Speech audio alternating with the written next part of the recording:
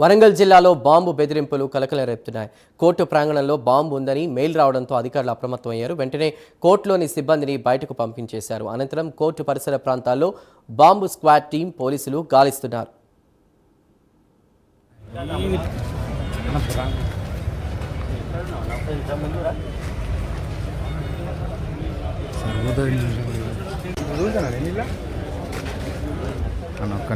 ఈ వరంగల్ హనంకొండ జిల్లా కోర్టుల్లో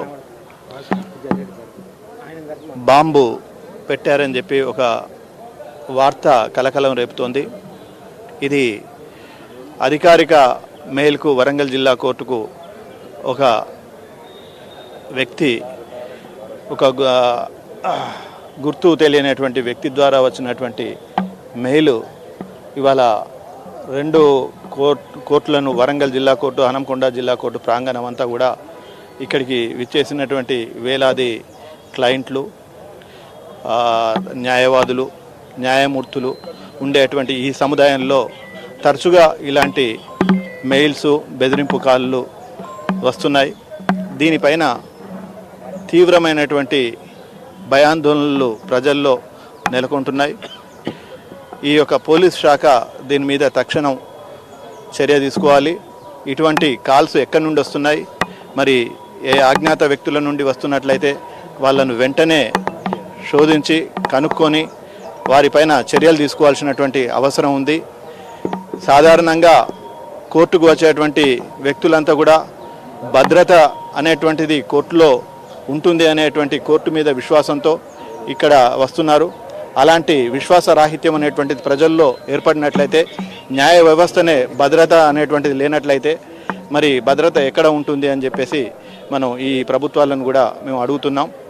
తప్పనిసరిగా కోర్టులకు అత్యంత విశ్వసనీయంగా అత్యాధునిక పద్ధతుల్లో భద్రత అనేటువంటిది న్యాయవాదులకు కానీ, ఇక్కడికి వచ్చేటువంటి న్యాయం కోసం వచ్చేటువంటి న్యాయార్థులు, సామాన్య ప్రజలకు ఒక విశ్వాసం కల్పించే విధంగా భద్రత అనేటువంటిది తీసుకురావాల్సినటువంటి అవసరం ఈ ప్రభుత్వానికి ఉంది.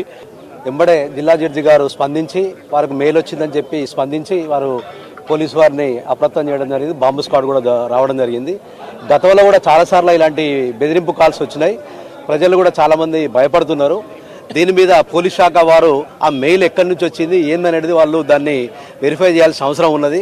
ఇదివరకు ఫేక్ అని చెప్పేసి కాము వదిలిపెడితే మళ్ళీ ఇప్పుడు నిజంగా జరిగిందనుకో, ఇట్లా 4-5 సార్లు వాళ్ళు ఇలాంటి టెర్రరిస్టులు కావచ్చు, ఉగ్రవాదులు ఎవరైనా కావచ్చు, 3 సార్లు 4 సార్లు వేసి ఏం లేదని చెప్పి అంటే తర్వాత ప్రజలకు మళ్ళీ ఇక్కడ ఉన్న దగ్గర 10,000 మంది క్లయింట్స్ కానీ అడ్వకేట్స్ అందరు కలిసి 5,000 నుంచి 10,000 మంది వస్తారు రోజుకు.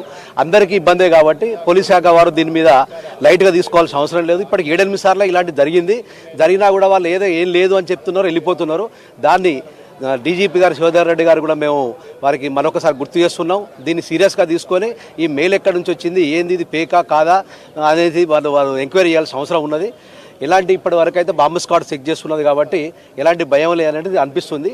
అన్ని కోర్టు హాళ్ళు, బార్ అసోసియేషన్ రూములు అన్ని చెక్ చేస్తున్నారు. 10:07 ప్రాంతంలో మన ఫ్యామిలీ కోర్టు మేడంకి బాంబు థ్రెటనింగ్ మెయిల్ రావడంతో ఇమ్మీడియట్గా మాకు సమాచారం ఇవ్వడంతో మా బీడీ టీం సహాయంతో కోర్టు ప్రిమిసెస్ అంతా క్షుణ్ణంగా తనిఖీ చేయడం జరిగింది. ఇప్పటి వరకు ఎలాంటి సస్పిషియస్ ఐటమ్స్ అయితే ఏం గుర్తించబడలేదు. ఇంకా మా టీము వారి యొక్క ఎఫర్ట్స్ కంటిన్యూ చేస్తున్నారు. ప్రస్తుతానికైతే